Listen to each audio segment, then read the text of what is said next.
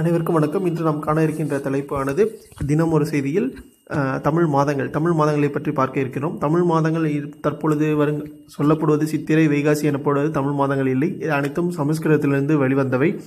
எடுத்துக்காட்டாக நான் சொல்வது புணர்த்தை என்று புணர்த்தையிலிருந்து தையானது, மகசியிலிருந்து மாசியானது, பல்குணாவிலிருந்து பங்குனியானது, சைத்திராவிலிருந்து சித்திரையானது, வைசாகியிலிருந்து வைகாசியானது, மூலனிலிருந்து ஆணியானது, உத்திராட இருந்து ஆடியானது, அவிட்டை இருந்து ஆவணியானது, பூட்டாதியிலிருந்து புரட்டாசியானது, அஸ்வதியிலிருந்து ஐப்பசியானது, கார்த்திகாயிலிருந்து கார்த்திகையானது, மிருகசிரிஷாவிலிருந்து மார்கழியானது.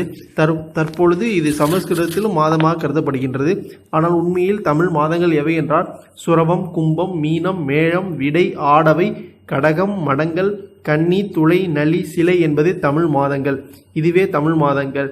தற்பொழுது வழக்கில் உள்ள தமிழ் மாதங்கள் அல்ல, இது சமஸ்கிருதத்திலிருந்து வந்தவை.